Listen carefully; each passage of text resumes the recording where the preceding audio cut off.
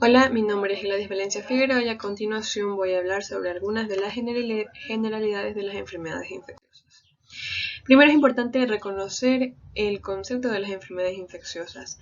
Las enfermedades infecciosas transmisibles son aquellas causadas por un agente infeccioso específico o por los productos tóxicos de este que provengan de una persona o de un animal hacia un huésped susceptible.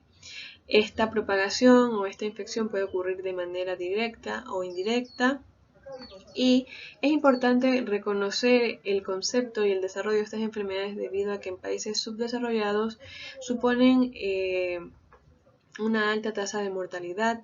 También es el segundo y el tercer motivo de consulta por parte de los pacientes en la consulta médica externa y también son frecuente causa de ausentismo laboral y estudiantil.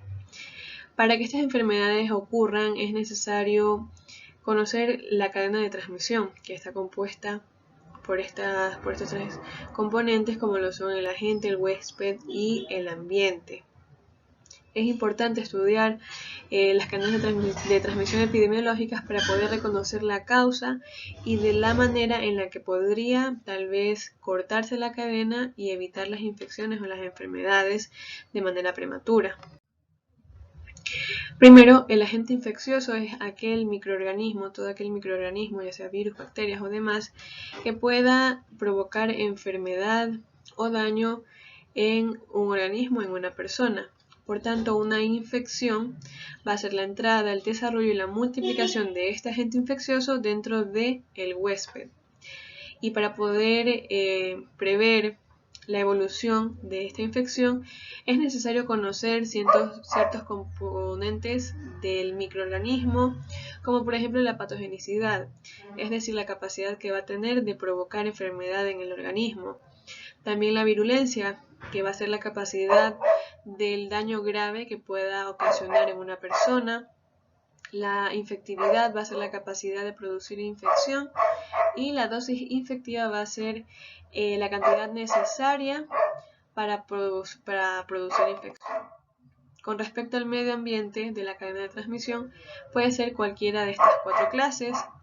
Entre las físicas tenemos el aire, el suelo, el agua, los cambios de estaciones, etc. Entre el medio químico tenemos algunos componentes metálicos, por ejemplo. En los biológicos está la flora y la fauna. Y a nivel sociocultural encontramos religión, economía, hábitos, etc. Con respecto al huésped, es la persona o animal que va a proporcionar un ambiente idóneo para que el agente infeccioso crezca y se desarrolle en condiciones naturales. Es importante saber que en este punto que un animal puede comportarse como un vector en el que el agente infeccioso crezca, se desarrolle, pero no cause infección o no cause malestar en el animal, sino que a partir de este puede ser transmitido a una persona y allí sí ocasionar enfermedad clínica. Algunos factores que debemos de considerar respecto al huésped son, por ejemplo, la susceptibilidad, que va a ser la falta de resistencia que va a tener una persona a desarrollar ciertas enfermedades, y al contrario, la resistencia va a ser la suma de mecanismos que va a tener una persona para no contraer enfermedades.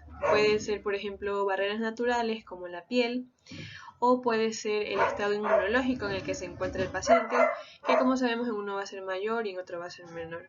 Con respecto a la vacunación, va a ser el desarrollo de la inmunidad a través de la administración de ciertas sustancias como el agente infeccioso vivo modificado, microorganismos suspendidos muertos o el agente inactivo.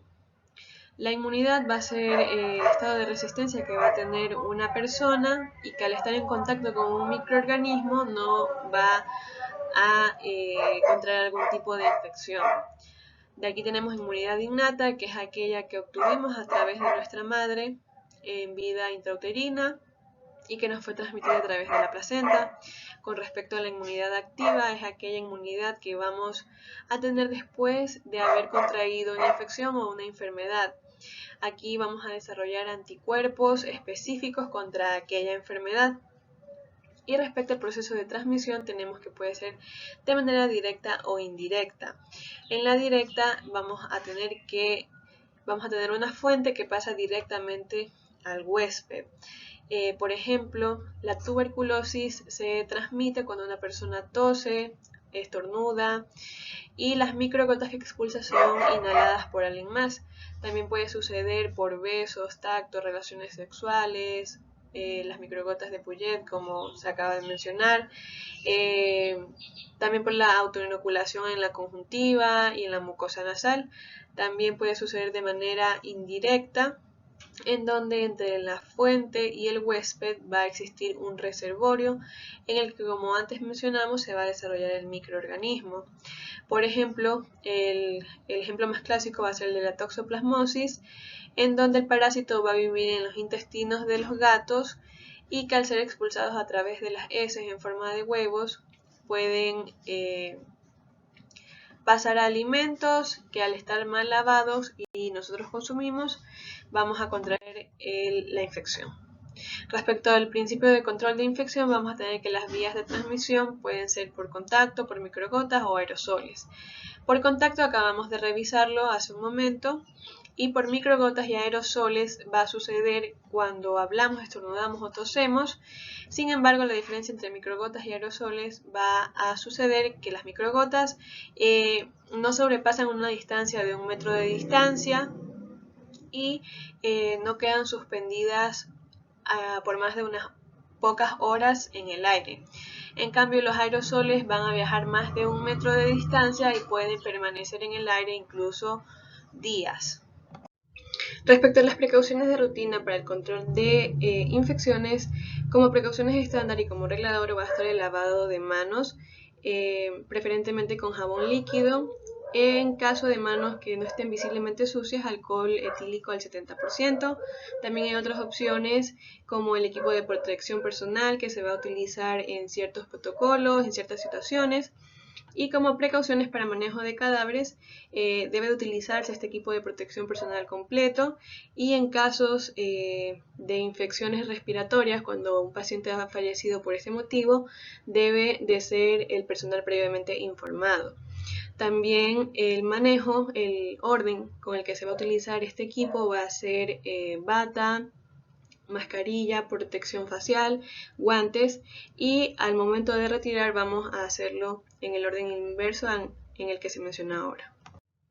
Respecto a la fiebre de origen desconocido, tenemos que para poder clasificarla de esta manera, el paciente debe de cumplir ciertos requerimientos como una hipertermia de 38.3 grados centígrados, igual o mayor a 3 semanas de evolución y estudios de laboratorio y de imagen negativos.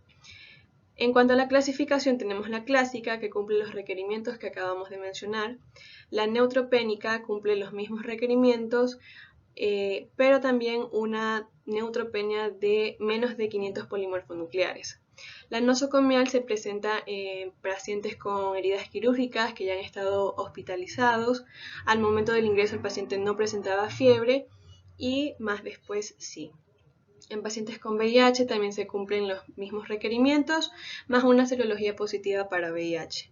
En la episódica tenemos a un paciente con 3 semanas de evolución, pero que presenta periodos de apirexia de 2 semanas aproximadamente, y nuevamente tiene el periodo de fiebre.